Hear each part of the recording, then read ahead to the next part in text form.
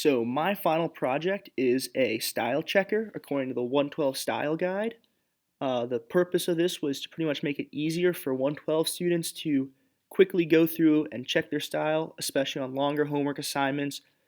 And so the way you do this is I'm using the AST module as well as some list and string uh, analysis, I guess. AST, just a quick overview of what that is it's think about it like a flow chart where each bubble flows into a couple other bubbles, and each one of these bubbles is an object that represents part of your Python file, and it's very specific. Every variable has one of these bubbles. They're called nodes. Every function has a node.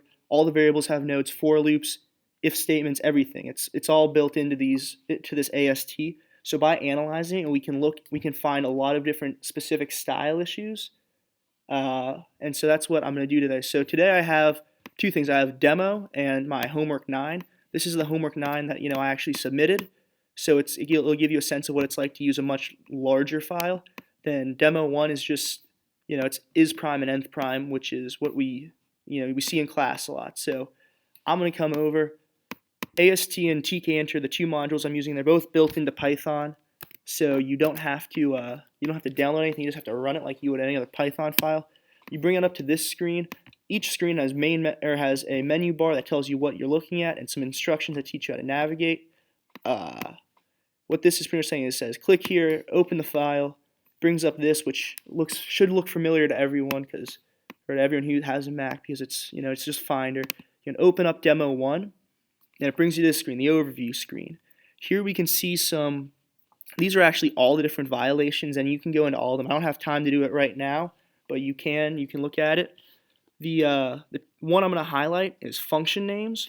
So like I said, every function has a node, every function has a node, every variable has a node, and they have attributes that store things like their name and a bunch of other things. So here it's really easy to see all of your function and variable names, and that makes it easy to look for meaningful names.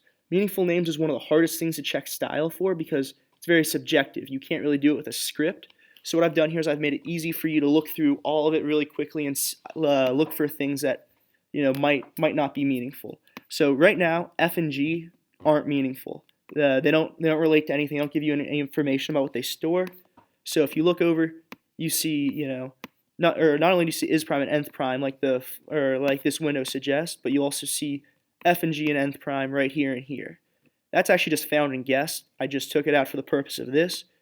What I also implemented was a suggestion screen. So this actually detects variables that might be meaningless by looking at things like their length, if they're numbered, if little keys like that might tip it off, and it offers you suggestions based off of context clues found in the function name. For example, here we see nth and prime, obviously coming from the title and nth prime of the function, and you also see guessing count. And the way these two are suggested are just my function is looking through all the variable names and says, oh, here's nth. That's a keyword. More often than not, when you see nth something, you're gonna have you're gonna have a guess and a count variable. In this case, it's found instead of count, but you get the idea. So the idea here is this makes it very easy to look through and say, all right, these might be meaningless. What are some options I could do? You can swipe back over. You can just go real quick and say, all right, found and guess, and go through and change it for the rest. That's a typo, but you get the idea. Change it for the rest of the function. Makes it very easy. And so that's all good, but when you have a much longer function, that you don't really need it for something like demo 1 because it's only 30 lines of code. If you're looking at 200 plus lines of code like you would in like a regular 112 homework, it's obviously much more useful to have all of these style checks. You can quickly look for magic numbers. Oh, I have some magic numbers. Gives you line numbers. They're very easy to swipe back over and find and correct. You can look like global variables.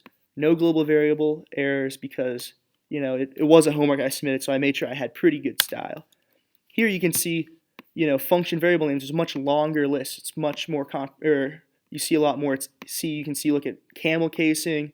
You can look at things like all right, do these variable names make sense with their function names, things like that. I also implemented a scroll feature, which is pretty cool because tkinter canvases don't actually have a scroll feature. You have to use a much more advanced module of tkinter that we didn't cover in class. So I had just implemented this as a little way to get around that. Pretty much what you're looking at is a slice of a list that's based off the multi-line string of an output of my function, and arrow keys are actually used to look or to change the range of the slice that you're looking through. So that's a pretty cool functionality I put in there. Everything else is covered here. These instructions are pretty comprehensive. They teach you how to navigate and tell you what you're looking at for each screen. Thank you.